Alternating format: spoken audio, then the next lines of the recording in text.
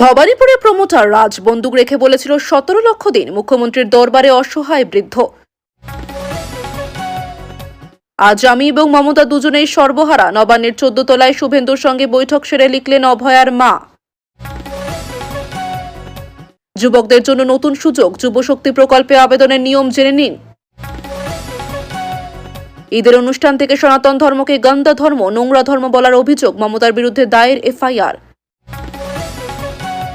1 June থেকে বাংলায় চালু হচ্ছে আরও এক প্রকল্প। 10 বছরের বালিকা নৃশংস খুন, হাসতে হাসতে সাংবাদিক সম্মেলন 2 পুলিশ কর্তার। হোল্ডিং সেন্টার তৈরির 24 ঘন্টার মধ্যে একে একে ধরে ঢোকানো শুরু হলো অনুপ্রবেশকারীদের। সীমান্তে চরম নাটক, অনুপ্রবেশকারী নিয়ে বিজিবি বিএসএফ টানাটানি। টাকার বিনিময়ে শুভেন্দু দিলীপদের নিয়ে কুরুচিকর ভিডিও তৈরি, গ্রেপ্তার নিউ টাউনের বাসিন্দা।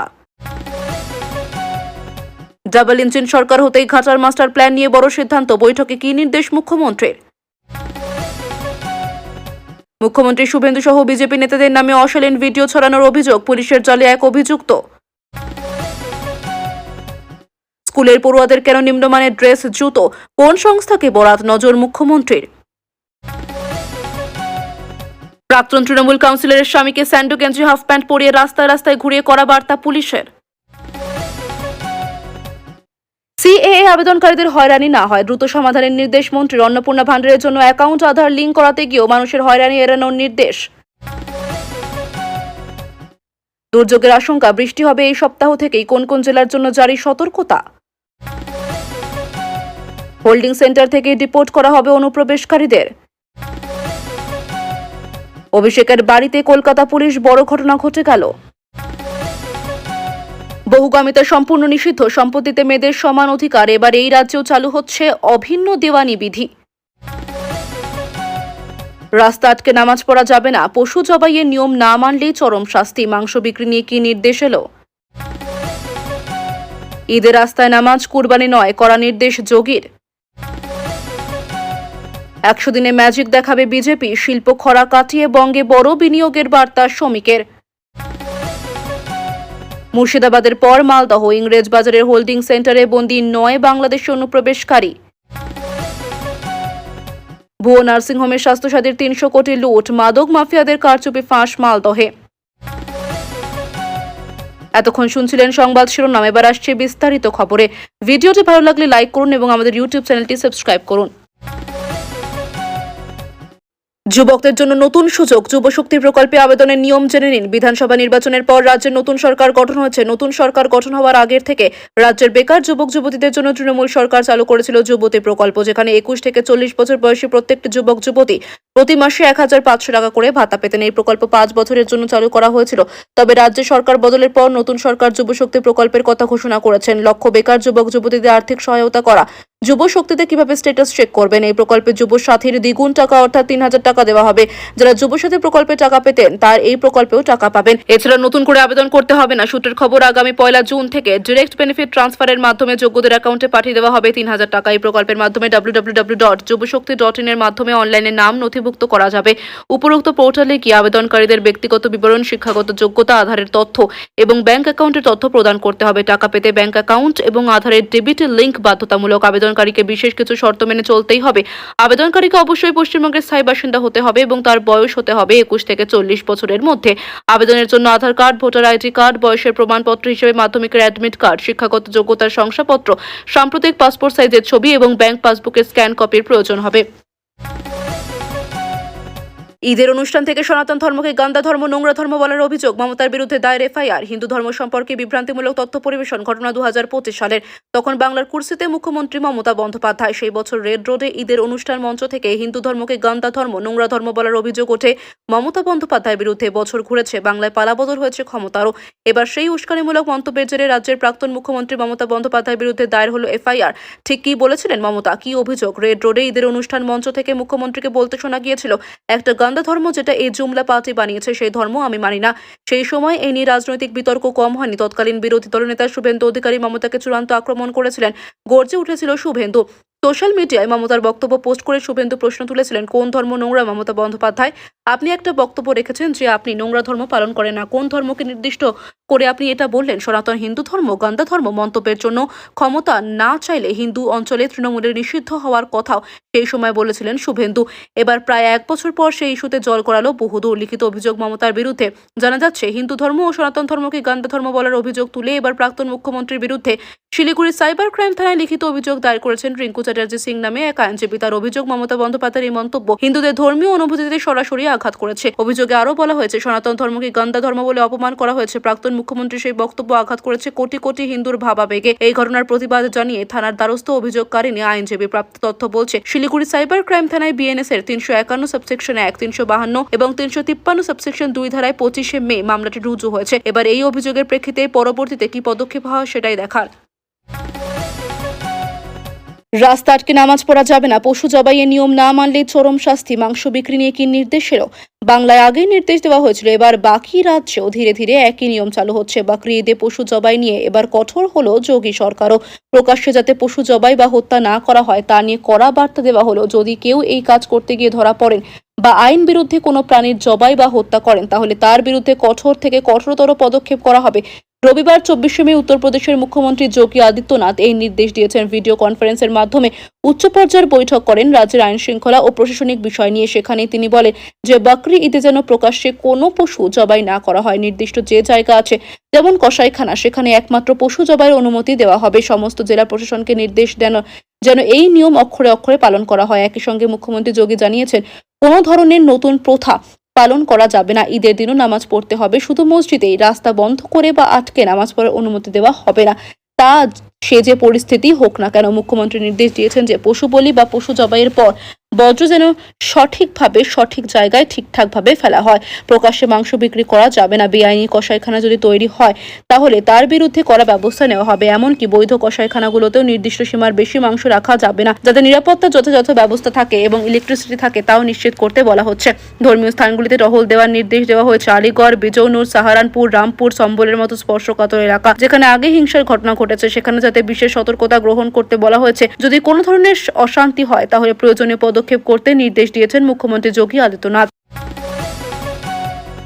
স্কুলের পড়ুয়াদের কেন নিম্নমানের ড্রেস, জুতো? কোন সংস্থাকে বরাত? নজর মুখ্যমন্ত্রীর। রাজ্যে বৈঠকে প্রশ্ন মুখ্যমন্ত্রীর খবর সূত্রের। সমস্ত দফতরের সচিবরা এই দফতরে উপস্থিত ছিলেন। তিনি একাধিক দফতরের বিষয়ে খোঁজ খবর নেন এবং স্কুল দফতরের যিনি শিক্ষা সচিব রয়েছেন তার কাছে জানতে চান, স্কুল পড়ুয়াদের যে জামা কাপড় দেওয়া হয় তার মান এত নিম্নমানের কেন? কেন বাচ্চাদের জন্য সরকার যে জামা কাপড় দেয় সেই জামা কাপড় স্কুল পড়ুয়ারা পড়তে পারে না? এই বিষয়ে তিনি প্রথমে জানতে চান এবং তারপরে নির্দেশ দেন যে দফতর থেকে এই জামা কাপড় দেওয়া হয় তার বিস্তারিত তথ্য অবশ্যই দ্রুততার সঙ্গে তাকে জানাতে হবে। কত টাকা স্যাংশন হয়েছিল, কত দাম নেওয়া হতো, কেন এই নিম্নমানের জামা কাপড়? অবিলম্বে তিনি রিপোর্ট চেয়ে তিনি পাঠিয়েছেন এবং সেই রিপোর্ট পাওয়ার পর সেই সংস্থা কতটা অর্থ পেতেন এবং সেই যে জামা কাপড় দেওয়া হয় তার বাজার দর কত, এই গোটা বিষয়টাই তিনি পর্যালোচনা করে দেখবেন বলে মুখ্যমন্ত্রী জানিয়েছেন। মুর্শিদাবাদের পর মালদহ। ইংরেজবাজারে হোল্ডিং সেন্টারে বন্দী 9 বাংলাদেশি অনুপ্রবেশকারী। মুর্শিদাবাদের লালকুড়ার পর মালদহের ইংরেজবাজার অনুপ্রবেশকারী তাড়াতে রাজ্য সরকারের হোল্ডিং সেন্টার নির্দেশের পর একাধিক জেলায় তা চালু হয়ে গেল। ইংরেজবাজার শহর লাগোয়া বাগবাড়ির চন্দন পার্কে এটাই মালদহ জেলার একমাত্র হোল্ডিং সেন্টার চালু করা হলো। আগে এটি স্বনির্ভর গোষ্ঠীর অফিস ছিল, রয়েছে সিসিটিভি পাহারা। সোমবার জানা গেল ইংরেজবাজারে হোল্ডিং সেন্টারে আপাতত রাখা হয়েছে 9 বাংলাদেশিটিকে। তাদের গাজল এলাকা থেকে চিহ্নিত করা হয়েছে। এই 9 বাংলাদেশির মধ্যে 3 মহিলা ও 6 জন নাবালক নাবালিকা আছে। এই প্রসঙ্গে উত্তর মালদহের বিজেপি সাংসদ খগেন মুর্মু বলেন, আমাদের ভারতীয় নাগরিক নন এরকম যে সমস্ত ব্যক্তি আছেন তাদের আমাদের দেশ থেকে তাদের নিজের দেশে ফিরতে হবে। এটা তো খুবই জরুরি। আমাদের রাজ্যকে সুরক্ষিত করব, আমাদের দেশকে সুরক্ষিত করব। এতদিন ধরে তৃণমূল রাজ্যটাকে রোহিঙ্গাদের, সন্ত্রাসীবাদীদের, জেহাদিদের একটা করিডোর হিসেবে ব্যবহার করার সুযোগ করে দিয়েছিল। পশ্চিমবঙ্গে বিজেপির সরকার গঠনের 2 সপ্তাহের মাথায় অনুপ্রবেশকারী সন্দেহে ধৃতদের রাখার জন্য জেলায় জেলায় হোল্ডিং সেন্টার তৈরির নির্দেশ দিয়েছিল স্বরাষ্ট্র দপ্তর। ফরেনার্স ব্রাঞ্চের তরফে শনিবার একটি নির্দেশিকা সমস্ত জেলার জেলাশাসক ও পুলিশ সুপারকে পাঠানো হয়েছে। ভারতে অবৈধভাবে বসবাস করার কারণে ধৃত বাংলাদেশি অথবা রোহিঙ্গাদের নিজের দেশে ফেরত পাঠানোর প্রক্রিয়া অন্যান্য জেলার পাশাপাশি মালদহ হোল্ডিং সেন্টার তৈরির প্রক্রিয়া শুরু করে দেয় জেলা প্রশাসন। জেলা প্রশাসন সূত্রে খবর, জেলা শাসকের দপ্তর সংলগ্ন এলাকায় হোল্ডিং সেন্টার করা হবে। যারা বাংলাদেশি অনুপ্রবেশকারী বলে চিহ্নিত হয়েছেন তাদের এখানে এনে রাখা হবে। ধীরে ধীরে তাদের রিপোর্ট করার ব্যবস্থা করা হবে। সেই মতো ইংরেজবাজারে চন্দন পার্কে আপাতত একটি সেন্টার চালু হলো, যেখানে রয়েছে 9 বাংলাদেশি। এই প্রসঙ্গে উত্তর মালদহের বিজেপি সাংসদ খগেন মুর্মু বলেন, আমাদের ভারতীয় নাগরিক নন, এরকম যে সমস্ত ব্যক্তি আছেন তাদের আমাদের দেশ থেকে তাদের নিজের দেশে ফিরতে হবে। এটা তো খুবই জরুরি। আমাদের রাজ্যকে সুরক্ষিত করব, আমাদের দেশকে সুরক্ষিত করব। এতদিন ধরে তৃণমূল রাজ্যটাকে রোহিঙ্গাদের, সন্ত্রাসবাদীদের, জেহাদিদের একটা করিডোর হিসেবে ব্যবহার করার সুযোগ করে দিয়েছিল। সোমবার সকালে মুর্শিদাবাদে 3 বাংলাদেশিকে বন্দী রাখার খবর পাওয়া গিয়েছিল। লালগোলার পদ্মা ভবনের 3 তলায় যে হোল্ডিং সেন্টারটি গড়ে উঠেছে, সেখানে রয়েছে 3 জন বাংলাদেশি পুরুষ। তাদের বয়স 30 থেকে 40 বছরের মধ্যে। তবে বিস্তারিত পরিচয় বা অন্য কোনো তথ্য এখনো জানা যায়নি। মালদহের হোল্ডিং সেন্টারে 9 জনের থাকার খবরে এখনো পর্যন্ত মোট 12 জন বাংলাদেশিকে বন্দী করা হলো। 1 জুন থেকে বাংলা চালু হচ্ছে আরও এক প্রকল্প। কেন্দ্র প্রকল্পের টাকা তছরূপের অভিযোগে বন্ধ হয়ে গিয়েছিল মনরেগা প্রকল্প। তৎকালীন তৃণমূল সরকার এই নিয়ে কম অভিযোগ করেনি। এমনকি দিল্লিতে অভিষেক বন্দ্যোপাধ্যায়ের নেতৃত্বে ধর্ণা হয়। অবশেষে সরকার পরিবর্তনের পর ফের বাংলা চালু হতে চলেছে 100 দিনের প্রকল্প। 1 জুন থেকে বাংলায় চালু হচ্ছে এই প্রকল্পের কাজ। নবান্নের প্রশাসনিক বৈঠক থেকে এমনই নির্দেশ দিলেন মুখ্যমন্ত্রী শুভেন্দু অধিকারী। নবান্ন সূত্রে খবর, দক্ষিণ 24 পরগনা ও মুর্শিদাবাদ এই 2 জেলায় 100 দিনের কাজে বেআইনি নিয়োগের অভিযোগ উঠেছিল। এই কাজে সবথেকে বেশি পিছিয়ে আছেন মুর্শিদাবাদ এবং দক্ষিণ 24 পরগনা। তাই সেখানে নজর বেশি দেওয়ার নির্দেশ বলে খবর সূত্রের। 100 দিনের কাজ বন্ধ থাকায় কেন্দ্রীয় বরাদ্দ এলে যাতে তাড়াতাড়ি শুরু হয়, গতি আনা যায়, তার নির্দেশ দেওয়া হয়েছে। বিতর্ক কোথা থেকে শুরু? কেন্দ্রীয় সরকারের অভিযোগ, বাংলায় এই প্রকল্পের অধীনে ব্যাপক আর্থিক দুর্নীতি, ভুয়ো জব কার্ড তৈরি এবং কাজের খতিয়ানে বিস্তর কারচুপির অভিযোগ উঠেছিল। এর প্রেক্ষিতে 2022 সালের ডিসেম্বর মাস থেকে কেন্দ্রীয় সরকার 7 নম্বর ধারা প্রয়োগ করে বাংলায় 100 দিনের কাজের সমস্ত তহবিল ও বকেয়া টাকা দেওয়া সম্পূর্ণ বন্ধ করে দেওয়া হয়। তৃণমূলের দাবি ছিল কেন্দ্র রাজনৈতিক প্রতিহিংসা বশত গরিব মানুষের হকের টাকা আটকে রেখেছে। বকেয়া টাকার দাবিতে তৎকালীন শাসক দল দিল্লিতেও বড়সড় আন্দোলন গড়ে তোলে। অন্যদিকে কেন্দ্রীয় সরকারের স্পষ্ট বার্তা ছিল, আগের খরচের সঠিক হিসাব এবং দুর্নীতি তদন্ত রিপোর্ট না দিলে নতুন করে টাকা রিলিজ করা হবে না। প্রাক্তন তৃণমূল কাউন্সিলরের স্বামীকে স্যান্ডো গেঞ্জি, হাফ প্যান্ট পরিয়ে রাস্তায় রাস্তায় ঘুরিয়ে করা বার্তা পুলিশের। ভোট গণনার পরেই শিবপুরে গুলি বোমা চালানোর অভিযোগ উঠেছিল। প্রাক্তন গেঞ্জি, হাফ প্যান্ট পরিয়ে রাস্তায় রাস্তায় ঘুরিয়ে দুষ্কৃতীদেরই করা বার্তা দিল পুলিশ। এক হাতে হাত করা, কোমরে দড়ি, চারিদিকে পুলিশ কর্মীদের ঘেরাটোপ। ভর সন্ধ্যে শিবপুরের জিটি রোডে এভাবেই ঘোরানো হলো ধৃত তৃণমূল নেতা শামীম আহমেদকে। এক সময় যিনি সাধারণ মানুষকে নাকে দড়ি দিয়ে ঘুরিয়েছেন, সেই তৃণমূল নেতাকেই এবার কোমরে দড়ি পরিয়ে ঘোরালো পুলিশ। 7 মে শিবপুরে তৃণমূল বিজেপি সংঘর্ষের ঘটনা ঘটে। বোমাবাজির পাশাপাশি বেশ কয়েক গ্রাউন্ড গুলি চালানোর অভিযোগ ওঠে। পরিকল্পিতভাবে হামলার অভিযোগ ওঠে তৃণমূল নেতা শামীম আহমেদ ও তার দল বলের বিরুদ্ধে।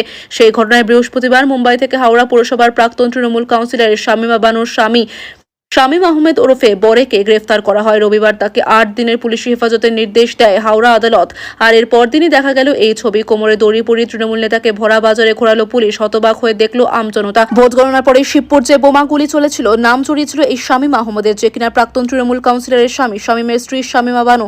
এবং তারপরেই পুলিশের তল্লাশি অভিযানে যেটা সামনে আসে, বাইরে থেকে দেখতে জরাজীর্ণ আবাসন, কিন্তু ভিতরে ঢুকলেই তার আলিশান ফ্ল্যাটের দেখা মেলে। প্রভাব খাটিয়ে তোলাবাজি, বেআইনি নির্মাণ, গুন্ডামি এবং ভোট পরবর্তী হিংসার অভিযোগ রয়েছে তার বিরুদ্ধে। এরপরে মুম্বাই থেকে তাকে গ্রেফতার করা হয় এবং 8 দিনের পুলিশ হেফাজতের নির্দেশ দেওয়া হয়েছে। জানা গিয়েছে, ভোট পরবর্তী হিংসায় গত 7 মে শিবপুরে ব্যাপক বোমাবাজি এবং গুলিবর্ষণের ঘটনা ঘটে বলে অভিযোগ। এই ঘটনা তদন্তের নামে শিবপুর থানার পুলিশের পরেই শামীম আহমেদ এবং তার দলবল শিবপুর থেকে পালিয়ে যায়। গত বৃহস্পতিবার মুম্বাইয়ের ক্রাইম ব্রাঞ্চের পুলিশের হাতে গ্রেফতার হয় এই অভিযুক্ত সহ মোট 4 জন। গত শনিবার হাওড়াতে ট্র্যাজেড রিমান্ডে নিয়ে আসা হয়। এরপর গতকাল অর্থাৎ রবিবার হাওড়া আদালতে তোলা হলে বিচারক 8 দিনের পুলিশ হেফাজতের নির্দেশ দেয়। এরপরেই পুলিশ আজকে শিবপুর থানার পুলিশ ও কেন্দ্রীয় বাহিনীর জওয়ানরা শামীম আহমেদকে স্যান্ডো গেঞ্জি, হাফ প্যান্ট পরিয়ে গোটা শহরে ঘোরায়। সিএএ আবেদনকারীদের হয়রানি না হয় দ্রুত সমাধানের নির্দেশ মন্ত্রীর। অন্নপূর্ণা ভান্ডারের জন্য অ্যাকাউন্ট আধার লিঙ্ক করাতে গিয়েও মানুষের হয়রানি এড়ানোর নির্দেশ। বারাসাতে সিএএ সংক্রান্ত কাজে এসেছিলেন খাদ্যমন্ত্রী অশোক কীর্তনিয়া, আর সেখানে পোস্ট অফিসে বিশাল লাইন দেখে ছুটে এলেন তিনি। বারাসাতের পোস্ট অফিসে অন্নপূর্ণার ভান্ডারের ব্যাংক অ্যাকাউন্ট আধার লিঙ্ক করতে পড়েছিল লম্বা লাইন। পোস্ট অফিসে গিয়ে সুপারিনটেন্ডেন্টের সঙ্গে কথা খাদ্যমন্ত্রীর। ব্যাংক অ্যাকাউন্ট আধার লিঙ্ক করাতে গিয়ে মানুষের হয়রানি যেন না হয়, সুপারিনটেন্ডেন্টকে বললেন অশোক কীর্তনিয়া। সকালে রাজ্যের খাদ্য ও সমবায় মন্ত্রী অশোক কীর্তনিয়া বারাসাতে আসেন। সেখানে এসে তিনি দেখেন বারাসাতের মুখ্য ডাকঘরে মানুষের লম্বা লাইন। অন্নপূর্ণা ভান্ডারের জন্য তারা ব্যাংক অ্যাকাউন্টের সঙ্গে আধার লিঙ্ক বা আধার সিডিং করতে আসেন। জানা যায়, সকাল থেকে এসে অনেক মানুষই এই লাইনে দাঁড়িয়েছিলেন। সাধারণ মানুষের হয়রানি হচ্ছে দেখে তিনি ছুটে আসেন এই পোস্ট অফিসে। সেখানে এসে তিনি বলেন পোস্ট অফিসের আধিকারিকের সঙ্গে, তিনি বলেন যে সমস্যার কারণে এই লম্বা লাইন, সেই সমস্যা দ্রুত সমাধান করতে হবে। পোস্ট অফিসের আধিকারিক জানান কিছু কর্মী এই বিষয়ে প্রশিক্ষণ নিতে গিয়েছেন, খুব তাড়াতাড়ি একাধিক কাউন্টার খুলে এই সমস্যার সমাধান করা হবে। এর ফলে লাইন খুব তাড়াতাড়ি ফাঁকা হয়ে যাবে। প্রসঙ্গত, উত্তর 24 পরগনা জেলার অনেক মানুষ সিএ এতে আবেদন করেছেন। সেই আবেদন পাওয়ার পর তার স্ক্রুটিনি করা হচ্ছে বারাসাতের মুখ্য ডাকঘরে। আর এখানে অভিযোগ উঠছে যে অনেক ক্ষেত্রে সাধারণ মানুষের হয়রানি হচ্ছে, এর ফলে সমস্যায় পড়েছেন তারা, যারা দূর থেকে আসছেন। কাউকে 4 বার, কাউকে 5 বার আসতে হচ্ছে। এখানে এই বিষয়ে জানতে পেরে নিজে ছুটে আসেন মন্ত্রী। এসে সুপারিনটেন্ডেন্টের দীর্ঘক্ষণ কথা বলেন, বৈঠক করেন মন্ত্রী। পোস্ট অফিস থেকে বেরিয়ে এসে রাজ্যের মন্ত্রী অশোক কীর্তনিয়া জানালেন, অন্নপূর্ণা যোজনার যে আধার লিঙ্কের কাজ চলছে সেটা গোটা পশ্চিমবঙ্গেই চলছে। আমাদের সরকারের পলিসি ছিল এই আধার লিঙ্ক করা আর লক্ষ্মীর ভান্ডার থেকে অন্নপূর্ণা যোজনায় ট্রান্সফার করা। সেই সিস্টেমের জন্যই ভিড় হয়েছে। যেহেতু এখানে মাত্র 2টো কাউন্টার, আমি পোস্ট মাস্টারকে অনুরোধ করলাম কাউন্টার বাড়াতে। আমি অন্য কাজে এসেছিলাম, কিন্তু আমরা তো মানুষের সুখ দুঃখ সাথী। সুপারিনটেন্ডেন্ট বলেছেন যাদের ট্রেন্ড আছে তারা দুপুরে আসবে, তখন আরও কাউন্টার চালু করা হবে।